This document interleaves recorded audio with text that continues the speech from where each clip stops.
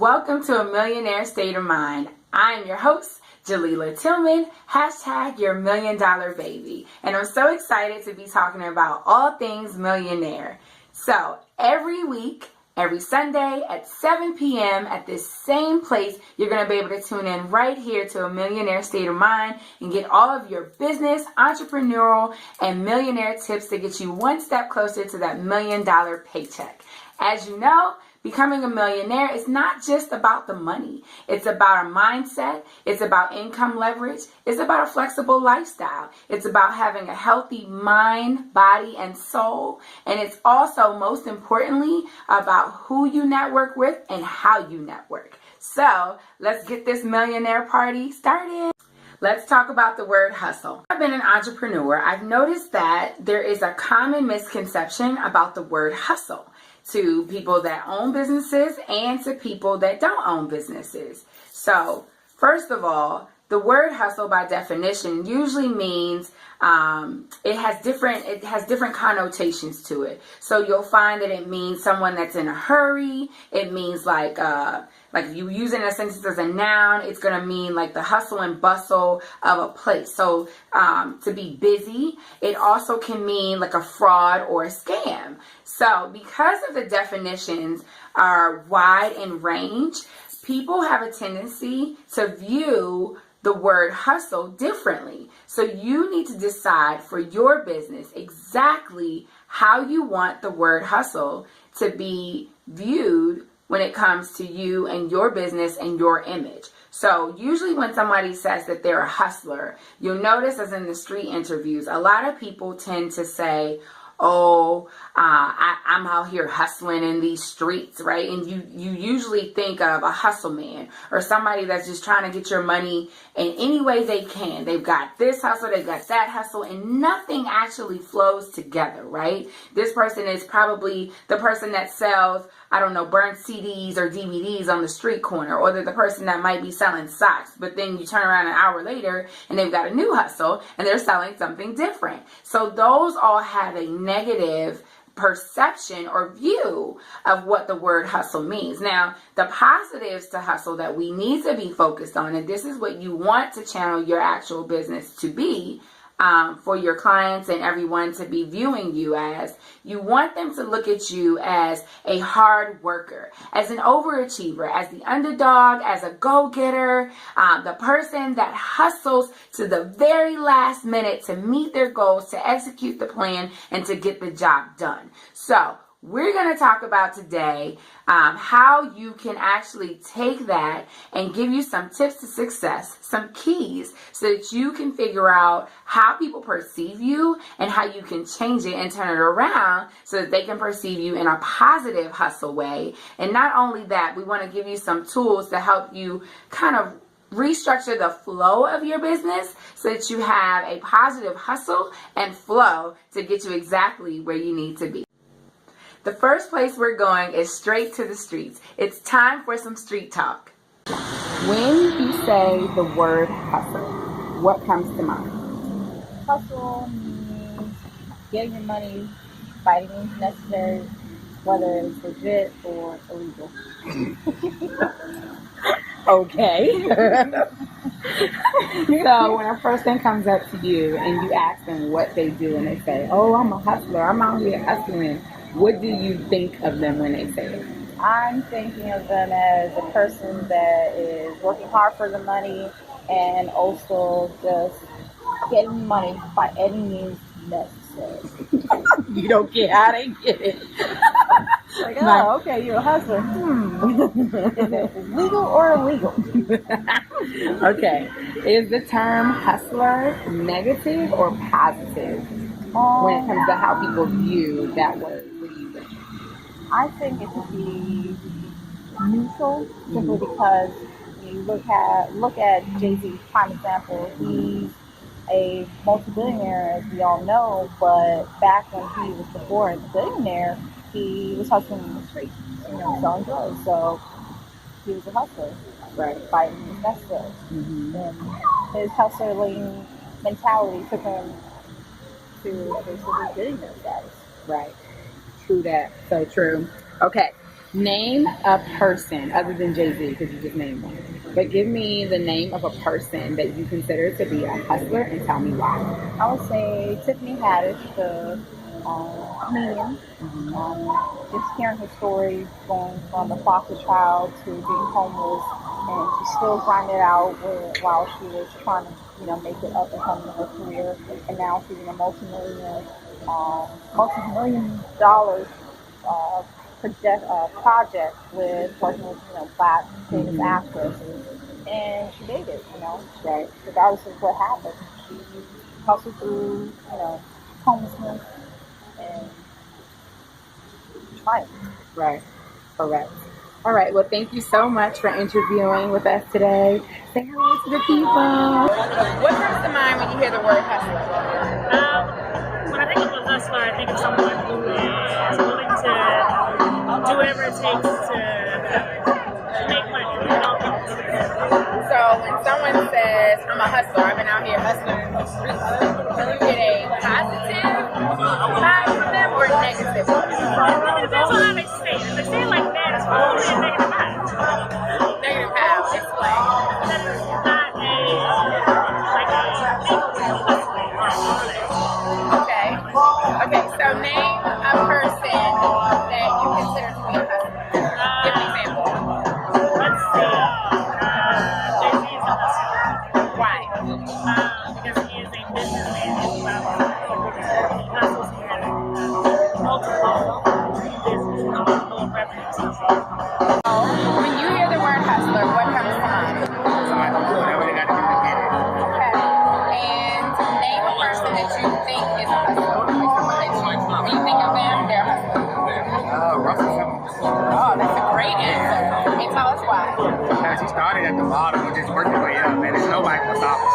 Yes, I totally agree with that. So when someone says, I'm a hustler, I've been out here hustling in the streets, does that give you like a positive vibe or a negative? It kind of depends. Yeah. You look like they've been really in the streets doing the wrong thing. Then I'm like, okay, you're hustling the wrong stuff. But if you look like you've been at work and then went to another job and probably still Ubering, yeah, you're hustling. Okay, well great. Thank you so much for interviewing and wave to the camera so everybody can Hey. What does the word hustler mean to you? I would say the word hustler means to me anybody that's just out there trying to get it, no matter what you do. You're out here putting your whole heart and soul into something, you're working hard, and whatever you do, you're hustling. I like it. So when someone says, I've been out here hustling on my hustle game, does that give you like a positive vibe to them or negative? To be honest, I would say that being from the area, everybody here is hustling. The area is really expensive to live in. We're all just trying to get whatever we need in life, and we're all working hard. That's for sure. That's a great answer. Okay, so last question is, name someone that you consider to be a hustler. I would say my mom. Love that answer. Tell us why. My mom's currently a role model life. She's working in the government. She's doing some startup stuff now. She has always been a huge woman in business, and she's made a really big name for herself, and I'm really proud of her. Oh, I love that. So sweet. Say hi to mom. We're gonna make sure mom watches this with you. So when you hear the word hustler, what comes to mind? Somebody that's doing what they gotta do to get ahead of it.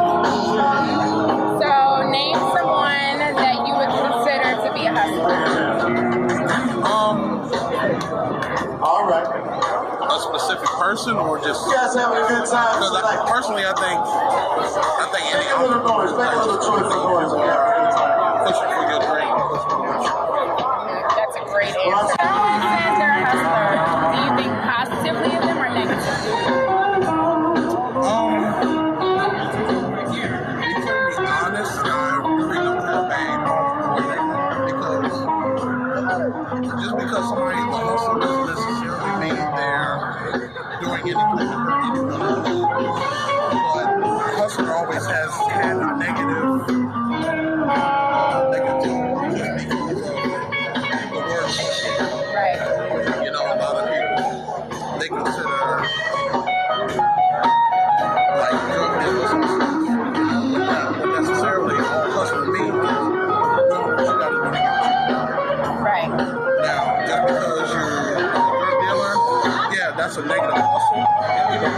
afford to pay.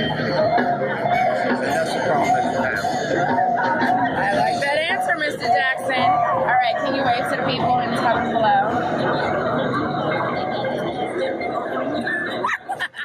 Now that you've heard from the streets, let me get you the real deal from a fellow millionaire entrepreneur. So I had the opportunity to interview Mr. John Melton of My Lifestyle Academy. He's been a full-time entrepreneur for 17 years plus.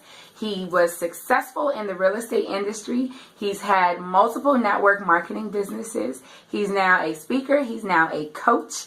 And I can't wait for him to share with you all of these golden nuggets that he dropped about how to flex that hustle muscle and to help you create a little bit of a flow to your actual business. Let's check out that interview.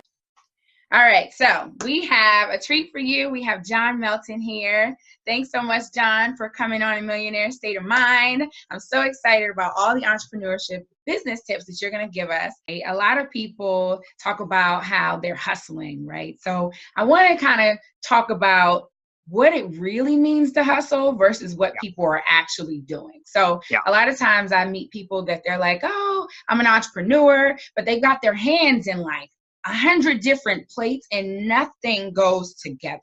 So tell us, John, tell us a little bit about what like a hustle should look like for an entrepreneur.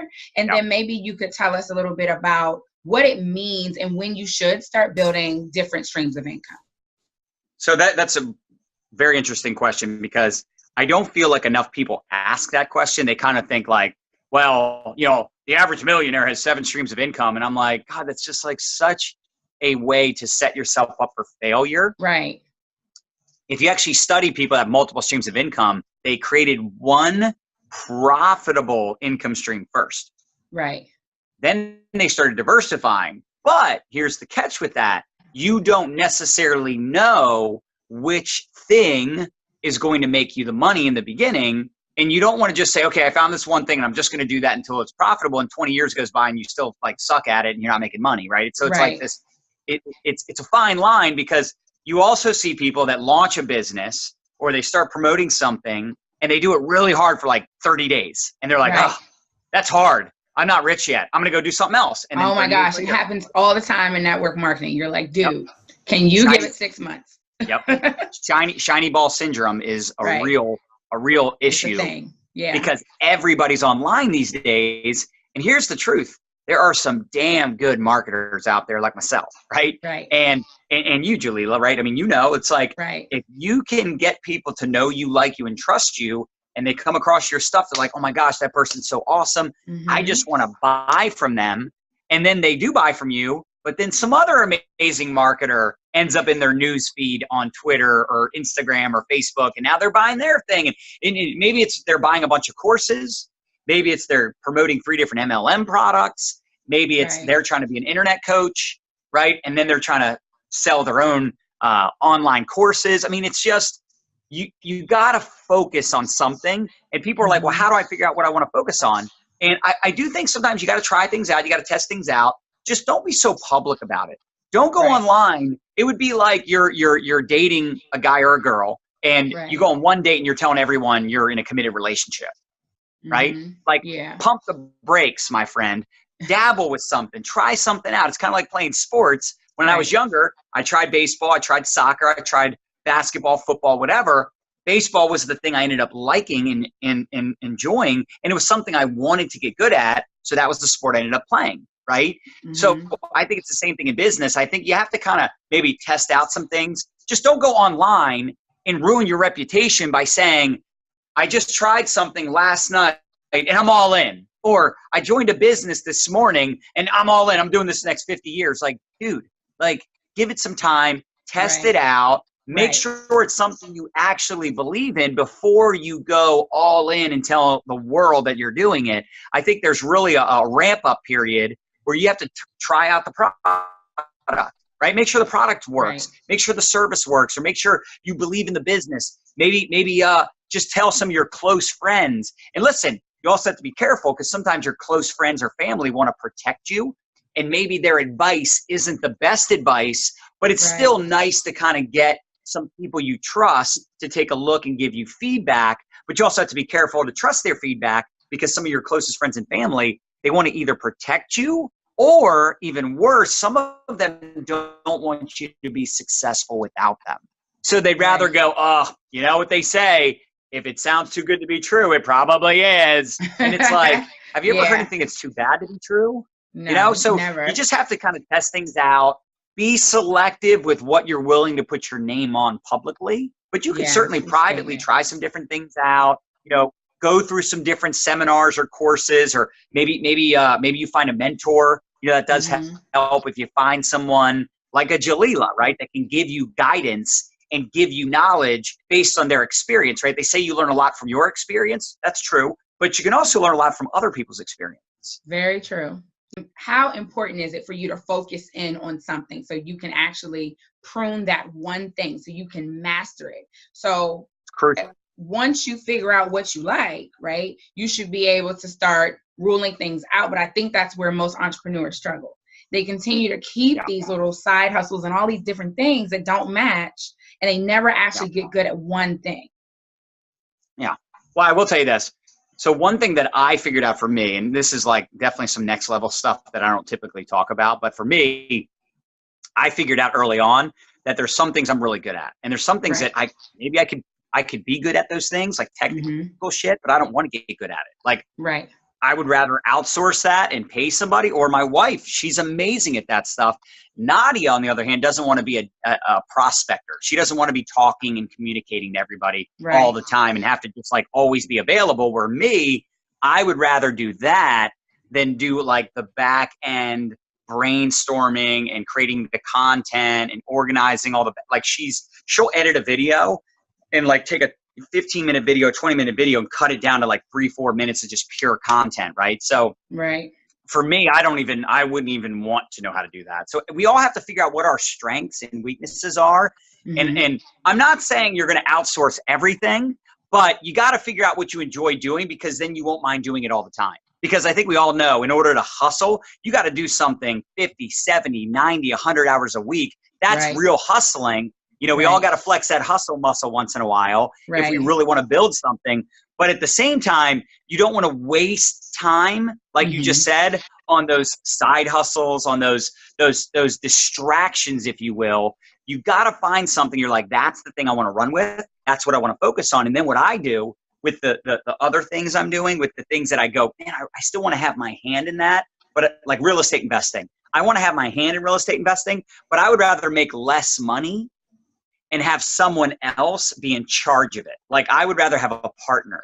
I would rather have someone that I can trust, that I can kind of lean on for support, that I can lean on for guidance, that I can even partner up with, so they can make some of the money. Maybe I bring prospects to the table. Maybe I bring money to the table. What can I bring to the table to make it beneficial for that person? And what can that person bring to the table to make it beneficial for me? So that way I still have multiple streams of income, but I also know I can't focus on 5 things at a time. It's just not possible. Where it's like people show up to your page and it's cheap videos, bad lighting, poor content, bad connection, bad quality. Obviously we would all probably say no. Right? Absolutely sloppy, not. Yes, sloppy videos, a sloppy brand, somebody that like, you don't even know what they sell. It's confusing. It's like, well, who is this person? Like, are they trying to be funny? Are they trying to be professional? I don't know what am I looking at? Why am I here? Right? That's not a person that I wouldn't want to have that type of brand. So when you think about a brand and you think about like Apple, you think about Nike, whatever brand you love most, try to think, what do they do that stands out to you? And one of the things that all of these brands do, the really great brands, is they kind of create this cult-like following, right? They have like a culture. They have kind of a certain type of messaging, right? Like maybe it's a little rebellious, or maybe it's something where it inspires you. You have to figure out what you want your brand to be. So what are some tips that you can offer an entrepreneur to start really moving in the right direction to figuring out their brand? Just some quick tips to success so they can start really honing in and paying attention and figuring that out. Well, the easiest and most effective thing to do is video. Right now, of course, most people are afraid of video, but that's why you're going to do it, because you want to stand out. Correct. And you have to be consistent. It's amazing to me how much of an advantage you can have by just being consistent. Right. Because most people are not consistent. No, they're not. Most people are not willing to put themselves out there. I don't know what to talk about. Right. I don't know what to talk about. What am I going to do a video about? Who's going to listen to me? Nobody gets on my videos. And I'm like, great. That's probably a good thing. If you had a couple hundred people on your video right now and you suck, that would suck. Like, I'd rather only have 2 people on when I suck, right? Yeah, seriously. So you can practice on those too. That's how I started doing presentations. I was terrified of public speaking. And I went to the seminar one time. And I remember terrified? No. Terrified. So, and like I would be like confrontational. Like someone would be like, "Oh, you're gonna do a testimonial." I'm like, "I am." Like, no, I'm not. Like, I was like violently opposed to it because I don't know what it was, man. I looking back at it, I can't explain it because there was so much fear there. But now that obviously I do it all the time, I think I felt like I was a fraud. Like I would get in front of the room and everybody would know I'm not that smart. Everybody would know that, like, I don't have the best vocabulary. I can't speak like these other people. Like I think it's just perfectionitis. I think we all kind of suffer from that. And we don't want to do anything that makes us look bad, that makes us look weak, right? We don't want to do anything that we're not good at. So I think that was part of it. But I think the other thing too is I just hadn't done it, right? I just didn't have the experience. So with video, it's the same thing. I wasn't that afraid of videos in the beginning, but I was kind of like, I felt it was just awkward. I'm like, because back in the day, you turn on the video and you just start talking and there's no live audience. Right. Because there was no live video back then. It was just like you record a video, you upload it. So it was kind of weird, but then I was like, you know what? I'm so sick of doing meetings and I'm so sick of mediocre results. Yeah, I was making 6 figures. So what? Once you get to 6 figures, you realize like, that's not that much money. Like it goes away very quickly. Yeah, so I was like, I don't want to do more meetings, but I want to reach out to more people. And all of these guys kept saying, you know what they kept saying, Jalila? I remember this because it would confuse me. They would say, you got to build your list. I'm like, what the hell does that mean, build your list? What is the list? They would all keep saying, you got to build your email list. Your email list. So simple. And the reason is, there's something about an email list, like, text message list. You can't build a text message list. Facebook, but you don't own Facebook. Facebook is a sketchy place, actually, to build a following, a list, or YouTube, because, anything can happen. Anybody gets shut down, knock on wood, right? Like, anything. You don't own Facebook. You don't own YouTube. Right. And what do you get? Build a mailing list? You're going to send out letters to people? Come on, right? So email is the one thing, like, you own your website, your blog. You own your email list. And you got to be careful also because you don't want to get blacklisted as a spammer. You got to you need, number one, a way to justify getting people to opt into your email list. Number one. Number two, you need to use that email list as a way to provide value most of the time. Like earlier today, we did an awesome Facebook Live on our business page. We sent out an email 15 minutes before we went live, letting everybody know we were going live. But it was pure value. No, didn't sell anything, didn't promote anything, except promoting for people to join our email list. Now, you may say, well, why would you promote for people to join your email list when you email it out to your email list? Well, for a couple of reasons. Number one, there's a lot of people that watch the videos that are not on the email list, right?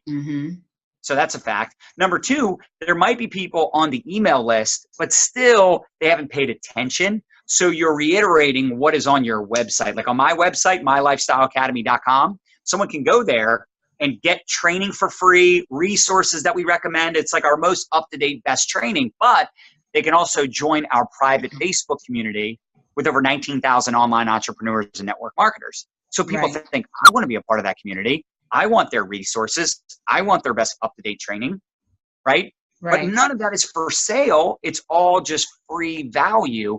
So you give away your best stuff for free. You build up that reputation, that authority brand, and then you're doing it through video because video has the highest conversion rate. Like, meaning I can only get to know someone so much through a picture or a post. Doesn't mean they're bad, but it's not as effective as doing a video. When you see a video, it's almost like you're talking to someone. It's the next best thing to talking to someone face to face. Like, I watch someone's video, if I were to see that person in person, if I was to see that person somewhere, like, let's say I bumped into him at Starbucks, I'd feel like I know him. Why? Right. I've seen him on video, right? Right. Just like if you bumped into a famous actor, right, that you've seen in movies, you would almost be starstruck because you've watched them on video and it's like, whoa, that's so weird. It's like they're real. That's they're really right there. And that's the same effect, I'm telling you, that we've had, my wife and I have had. Thank you so much for interviewing and letting me interview you and giving so much value and so much content on A Millionaire State of Mind.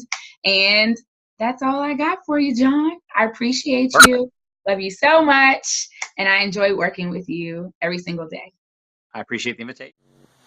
John Melton gave you some amazing keys to success so that you can create hustle and flow in your business, as well as some tips to help you figure out how to brand yourself and get exactly where you need to be, right? The one thing that sets a millionaire apart from an average entrepreneur is that they know how to hustle and positively impact their clients, their target market, as well as their peers. And not only that, they also know how to create a consistent flow and brand within their business. So that I hope that this information is going to help you achieve your hustle and flow and better your business so that you can achieve millionaire success.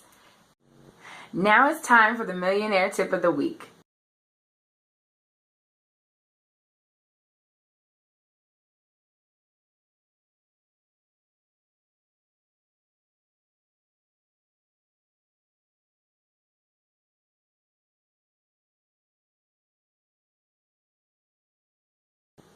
Thanks so much for tuning into A Millionaire State of Mind.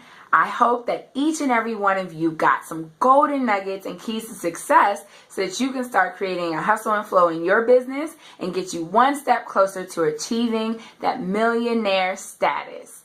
As a special thank you for tuning in, I'm going to give you a free gift. So hustle on over to JalilaTillman.com to retrieve your free gift. All you have to do is subscribe. And as a result of your subscription, so that you can get all of the latest and greatest updates from Million Dollar Baby, you are going to receive a free video training on my top three ways to start a conversation with anyone, anywhere, at any time. Special thank you goes out to Toya McKay of Makeup Myself Club for doing my makeup and being an amazing MUA. I can't wait to see you next week. Don't forget to tune in every single Sunday, 7 p.m. right here, same place. I am Jalila T. #your $1 million baby, and I'll see you next week.